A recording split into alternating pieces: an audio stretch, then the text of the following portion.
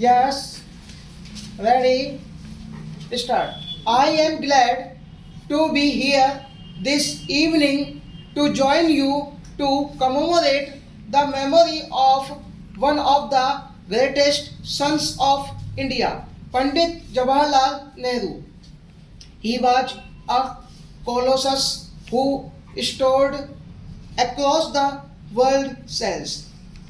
Yesterday, I had the occasion to speak at Bombay about some of his more valuable contributions to the promotion of science and technology. If Panditji were alive, he would be 90 today. On this solemn occasion, we should remind ourselves of what he thought and the values he cherished.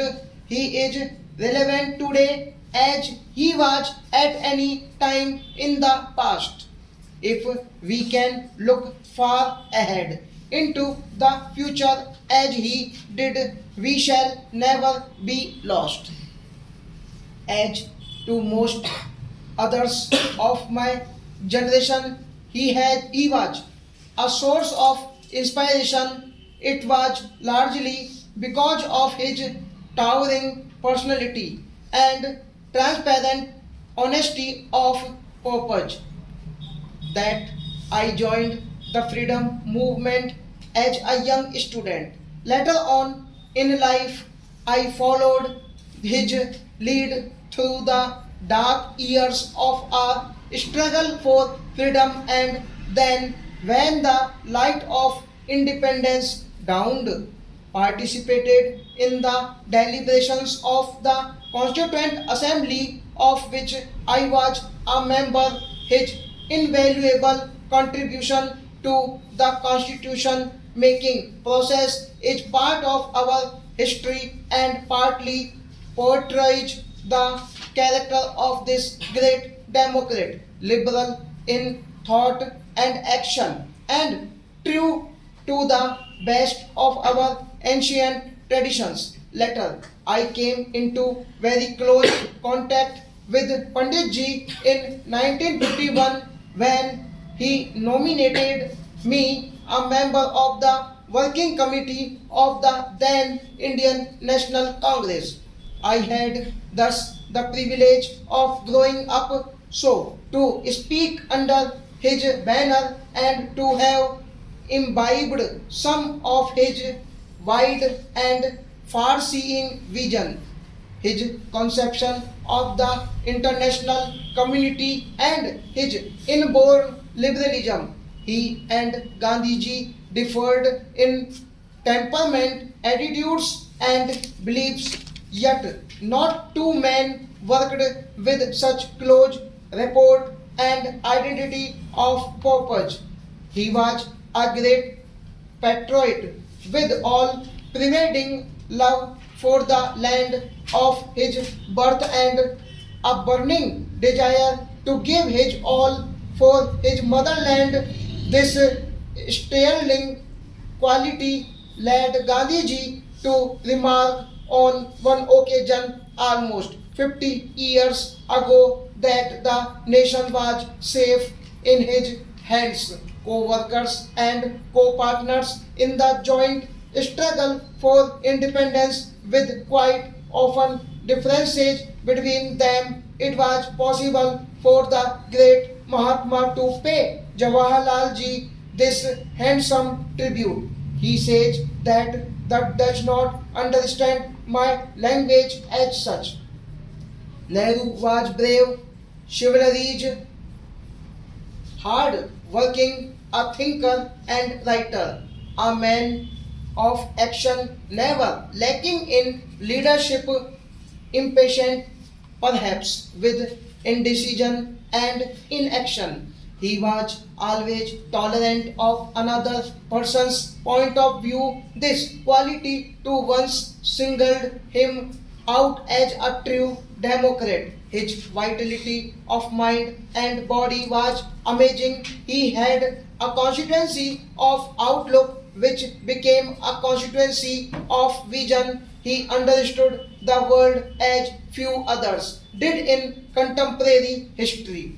It was this rare combination of qualities which made him a fine instrument of historical forces, one of the finest knights of our times, in spite of the constraints imposed on him by an adoring people and the political party which he led.